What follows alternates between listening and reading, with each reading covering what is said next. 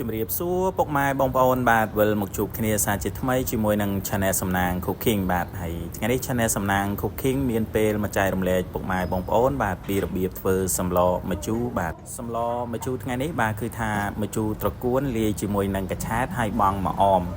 ហើយត្រីបាទគឺខ្ញុំប្រើជាមួយនឹងត្រីកពាត់បាទពុកម៉ែបងប្អូនបាទហ្នឹងហើយតោះមកមើលពីរបៀបធ្វើទាំងអស់គ្នាពុកម៉ែបងប្អូនបាទខ្ញុំហាន់កញ្ឆែតហើយនឹងត្រកួនបាទហើយត្រកួនថ្ងៃនេះបាទគឺត្រកួនបឹងឆ្លក់ទឹកល្អខ្ចីណាពុកម៉ែបងប្អូនបាទអញ្ចឹងគឺខ្ញុំដំវាបន្តិចទៅបាទហើយខ្ញុំកាត់វាប្រវែងប្រហែលជា2ថ្នាំងដៃបាទនេះដូចពុកម៉ែបងប្អូនបានឃើញអញ្ចឹងបាទគឺកាត់រួចរាល់ហើយបាទអញ្ចឹងគឺខ្ញុំមកដំជាមួយនឹងខ្ទឹមស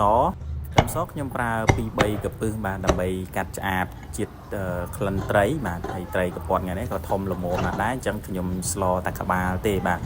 ហើយនឹងខ្លួនវាបាទខ្ញុំប្រើ2-3 កង់ទៅបាទដោយសារខ្ញុំស្លតែមួយចានដើម្បីហូបទេពុកម៉ែបងប្អូនបាទអញ្ចឹងគឺខ្ញុំអត់ស្លច្រើនទេបាទ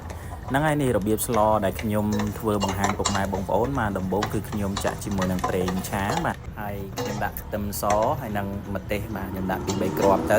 ឃើញថាខ្ទឹមសហើយនឹងម្ទេសដែលដាក់មិញហ្នឹងរៀងឈ្ងុយល្មមហើយបាទខ្ញុំដាក់ជាមួយនឹងសាច់ត្រីបាទត្រីកពាត់ថ្ងៃនេះបាទខ្ញុំប្រើក្បាលត្រីហើយនឹងខ្លួនមកវាខ្ញុំប្រើ2-3 កង់ហើយយើងគ្របវាបាទងំវាមកបន្ទុះទៅឥឡូវនេះខ្ញុំបើកមើលដើម្បីប្រែវារបៀបដែលខ្ញុំបង្ហាញនេះបាទដើម្បីកាត់ក្លិនឆ្អាបបាទសម្រាប់បងប្អូនពុកម៉ែខ្លះក៏អត់សូវចេះញ៉ាំអញ្ចឹងណាតែបើសិនជាយើងស្លធម្មតាបាទគឺយើងស្លដាំទឹកញីស្លឹកគ្រៃញីអីជ្រុំប្រហុកឲ្យបងត្រីបងអំបិលប៊ីចេងស្ករអីតាមនឹងអញ្ចឹងណាតែរបៀបដែលខ្ញុំបង្ហាញនេះគឺខ្ញុំបង្ហាញពុកម៉ែបងប្អូនសម្រាប់ពុកម៉ែបងប្អូនណាដែលចាញ់ក្លិនបាទចាញ់ជាមួយនឹងក្លិនឆ្អាបរបស់ត្រីអីចឹងណាអញ្ចឹងគឺខ្ញុំស្លរបៀបនេះបាទនេះដូចពុកម៉ែបងប្អូនបានឃើញអញ្ចឹងគឺថាត្រីរបស់យើងហ្នឹងវារៀងនិយាយថាវាឈ្ងុយហើយក៏ក្លិនឆ្អាបរបស់វាក៏អត់មានដែរបាទបន្ទាប់មកគឺខ្ញុំចាក់ជាមួយនឹងទឹកជាបាទខ្ញុំប្រើទឹកជាសម្រាប់សម្លមួយចានបាទខ្ញុំប្រើទឹកមិនតិចទេបាទហើយយើងបិទគម្របដាំទឹកនឹងឲ្យពុះទៅពុកម៉ែបងប្អូនបាទឥឡូវនេះឃើញទេគ្រឿងផ្សំរបស់ខ្ញុំអត់មានអីច្រើនទេឥឡូវឃើញថាទឹករបស់យើងពុះហើយត្រីរបស់យើងក៏ឆ្អិនដែរអញ្ចឹងគឺខ្ញុំចាប់ផ្ដើមបង់គ្រឿងមានដូចជាអំបិលប៊ីចេងបាទហើយខ្ញុំអត់ប្រើស្ករសទេពុកម៉ែបងប្អូនបាទខ្ញុំបញ្ជាក់ពុកម៉ែបងប្អូននៅក្នុងវីដេអូនេះហើយសម្រាប់សម្លម្ជូរបាទម្ជូរបងអមម្ជូរស្រែរបស់យើងហ្នឹង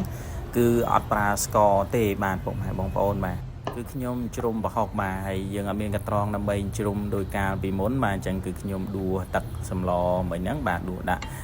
ជ្រុំនៅក្នុងចានបាទហើយអំពិលទុំក៏ដូចគ្នាដែរបាទខ្ញុំដួសទឹកសម្លហ្នឹងដាក់ត្រាំវាទៅដើម្បីឲ្យវាចេញជាតិជូរពីអំពិលឥឡូវនេះខ្ញុំបង់ជាមួយនឹងអំបិលសបាទអំបិលម៉ត់យ៉ាងហ្នឹងខ្ញុំបង់វាបន្តិចបាទហើយខ្ញុំបន្ថែមជាមួយនឹងប៊ីចេងហើយម្សៅរ៉ូឌីបាទម្សៅស៊ុបខ្នុរហ្នឹងខ្ញុំបន្ថែមបន្តិចទៀតទៅហើយយើងចាក់ប្រហុកដែលយើងបានជ្រុំមិញហ្នឹងចូលមកនេះឃើញទេអស់សាច់ឲ្យពុកម៉ែបងប្អូនបាទសល់តែឆ្អឹងទេបន្ទាប់មកខ្ញុំចាក់ជាមួយនឹងទឹកអំពិលទុំបាទហើយអាហ្នឹងយើងភ្លក់មើលតាមចំណង់ចំណូលចិត្តទៅបាទពុកម៉ែបងប្អូនជួយចិត្តឲ្យរៀងជូរបាទជូរហ្មមជ្រះជូរដិតអញ្ចឹងណាហ្នឹងបងប្អូនបន្ថែមរសជាតិជូរឲ្យរៀងខ្លាំងតិចទៅពេលដែលបងគ្រឿងអំបិលប៊ីចេងនឹងចូលសពគ្រប់ហើយបាទខ្ញុំដាក់បន្លែចូលបាទដាក់កញ្ឆែតចូលមុនទៅហើយដាក់ត្រកួនបាទហើយយើងមើលតាមនឹងទៅពុកម៉ែបងប្អូនមកបន្លែបាទយើងគ្រាន់តែដាក់ចូលទៅឲ្យវារៀងពុះបន្តិចទៅបាទឃើញថាឆ្អិនហើយមុខម្ហូបមួយមុខនេះបាទខ្ញុំបន្ថែមជាមួយនឹងម្អមបាទដាក់ម្អមដើម្បីឲ្យវាមានក្លិនឈ្ងុយអញ្ចឹងណាបាទដោយសារម្ហូបខ្មែរយើងបាទមកសម្លម្ជូរខ្មែរយើងគឺអត់ចោលទេរឿងថាម្អមនឹងមួយបាទពុកម៉ែបងប្អូនបាទដាក់ទៅគឺថាក្លិនឈ្ងុយ